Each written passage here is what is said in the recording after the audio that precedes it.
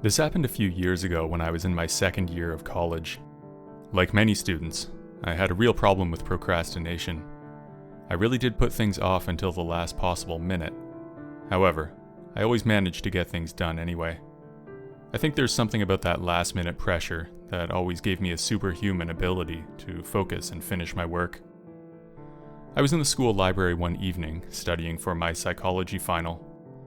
The exam was the next day, and I had a lot to get done.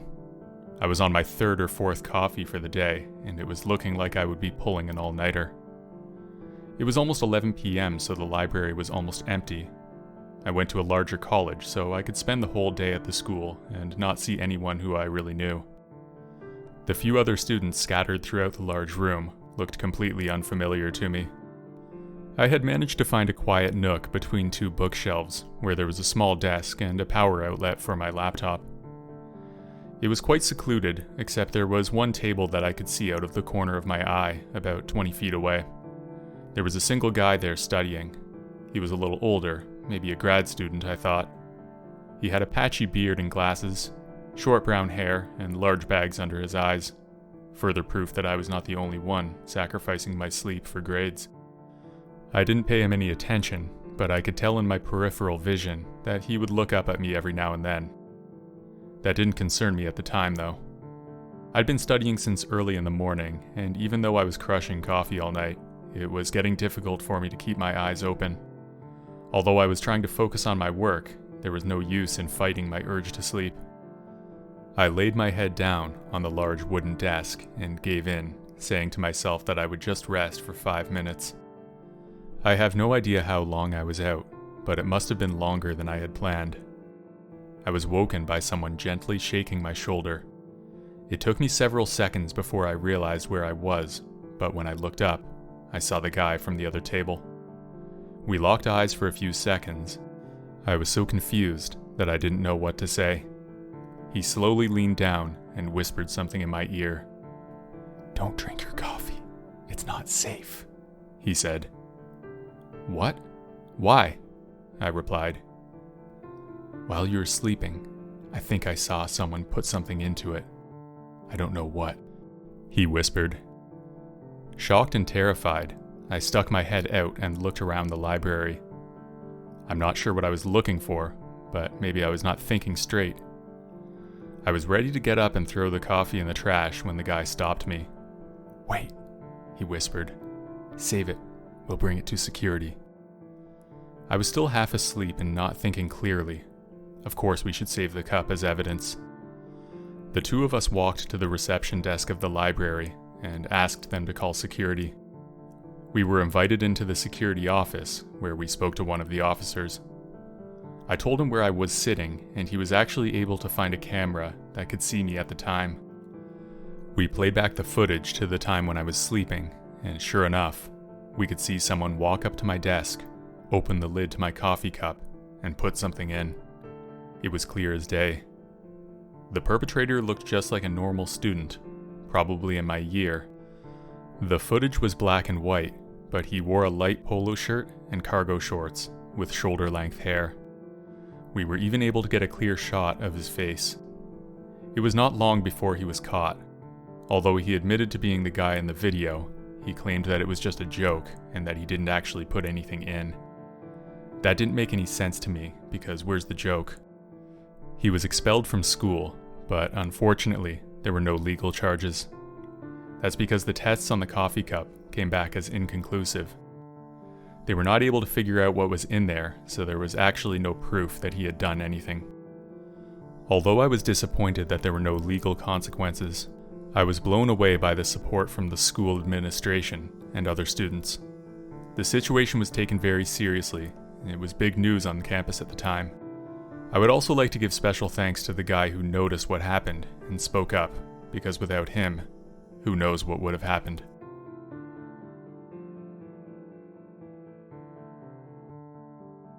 When I was in college, I used to volunteer for the campus safety patrol. Among other things, it was a program where we would walk people to their cars or to the bus stop. It was a way to make sure that single people could feel safe at night. If you were a student on campus late, You could give us a call and we'd walk you to your car or wherever so you wouldn't have to go alone.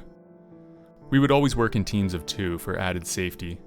We weren't security guards or anything, so we didn't carry weapons, not even pepper spray. We just wore a bright red vest that said Safety Patrol on the back. I would volunteer for 1 night per week. It was usually pretty fun depending on who else was working. We would hang out in the lounge and talk most of the time, occasionally going for a walk when somebody called. My friend Mark and I had a shift together one night. We had gotten a few calls already that evening, more than usual, and we would have been more than happy to spend the rest of the night chilling in the office until 11 p.m., which is when the shift ended. It was around 10:30 p.m. I had put my feet up on one of the tables in the lounge, ready to relax for the next half hour. Mark was about to take a seat next to me when the phone rang. We exchanged annoyed looks. Then Mark walked over to the phone and answered it. I looked over at him. He was nodding his head as I heard muffled talking on the phone. "We'll be right there," Mark said. I was a little annoyed, but of course I had to do my duty. You know that feeling if you've ever worked retail or customer service. The store's about to close, and then a customer walks in. Your mind is in another place, but the store is technically still open, so it is what it is. I stood up and put on my vest, then Mark and I walked out the door of the office. The college was one of the more modern that I had seen. No historic buildings or clock towers with vines growing halfway up. This campus was made up of right angles and a lot of large windows. The place was lit up like daytime when you were in the main part of the college. However, there was a dark path that we would need to take between there and the parking lot, which is where we would usually walk people to. Mark told me that we were meeting a girl named Cassie, and that she needed us to walk her to her car in the parking lot. We walked over to Building B, which is where she asked us to meet. As we approached the spot, I saw a young woman, probably in 1st or 2nd year. Her long brown hair draped over her shoulders. The strap of her book bag pinned one side of her hair to her jean jacket. We greeted her and exchanged pleasantries for a few seconds before we set off. The 3 of us continued to make small talk as we made our way out of the campus towards the parking lot. We were now on the dark path. It was dimly lit by only a few light posts. The grassy field on either side of the park was pitch black. Cassie was quite pleasant and personable. The conversation never got beyond formalities, but she seemed very nice and appreciative. However, Mark and I were somewhat alarmed when she made a strange request. She asked that we cut through the field as a shortcut to her car. This would mean abandoning the path. It made no sense. Mark politely told her that we were sticking to the path. After that, her attitude changed instantly. Although her face was only lit by the dim light posts, I could see anger in her eyes. Something was wrong. Just then, Cassie yelled out, "Now!" Seconds later, 2 people ran out from the darkness.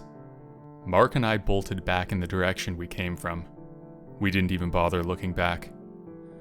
After 2 or 3 minutes, we were back on the main campus, and we finally looked. Nobody was there. I have no idea how far they chased us, but we were relieved to be safe. Cassie must have been planning some kind of ambush on us, but why? Mark and I were both broke college students. It was not like we had anything worth stealing.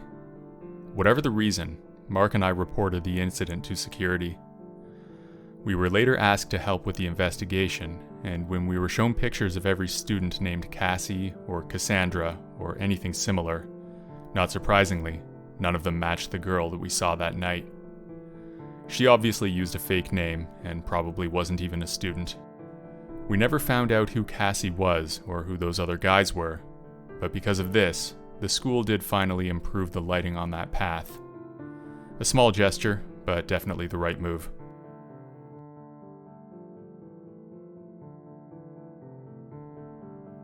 I went to a small community college near my hometown. When this happened, I was in my last year. Near the school, there was an area off campus almost entirely inhabited by students. I didn't live there myself, but I often made my way through for various reasons. Whether I was visiting friends or just passing by on my way to the school, it was quite normal for me to set foot in this neighborhood. I was walking home from the school one evening through that neighborhood. It was a weekday evening, which usually meant that things were pretty quiet. But even by weekday standards, it was so quiet, so empty, that it was eerie.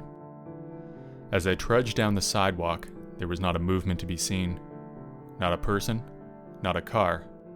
I don't even think I saw so much as a squirrel or a pigeon on the move. This place was downright empty. It was right around dusk. The streetlights had just come to life. I was rather enjoying the somber calmness while I made my way past each of the rundown houses and apartment buildings that my fellow students called home. The quietness ended when I heard the snarling sound of a car engine approaching me from behind. I turned to look and saw an older car moving towards me. It was a Ford sedan, probably mid-90s if I had to guess. As the car was passing me, it slowed to my walking pace. A young man leaned over from the driver's seat and said to me, "Where are you headed? Need a ride?" I answered, telling the guy where I lived. It was about a 30-minute walk for me, so a ride would have actually been nice. Nothing really struck me as creepy at this point. I went to a relatively small college, and the community was friendly, so for students to offer each other rides was not that strange. "Sure, thanks very much," I said. He stopped the car, and I took the front seat. We made awkward small talk for several minutes. I asked him what his major was, and other mundane questions. I was surprised to find out that he was not actually a student at my college, which he admitted with some apprehension, making me think that for some reason he actually wanted me to believe that he was a student. At that point, I gave him a nervous look and leaned away from him. I'm sure he picked up on that because the mood instantly changed. I wanted to get out of the car at that point, but I didn't want to admit that I was scared.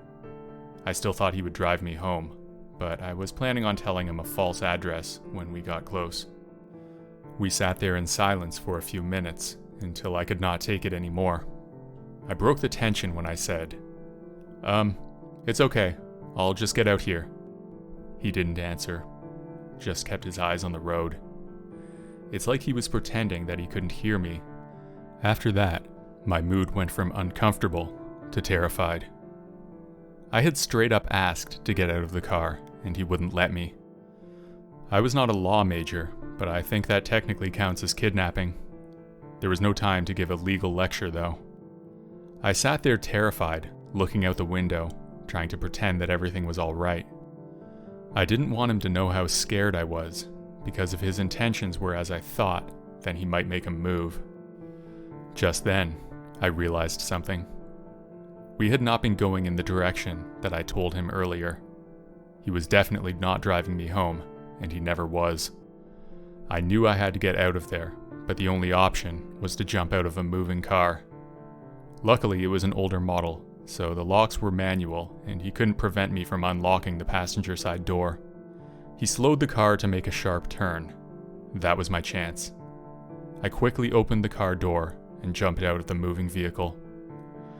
I stumbled on the ground and scraped my knee, but nothing serious. Then I started running. It wasn't long before another car drove by.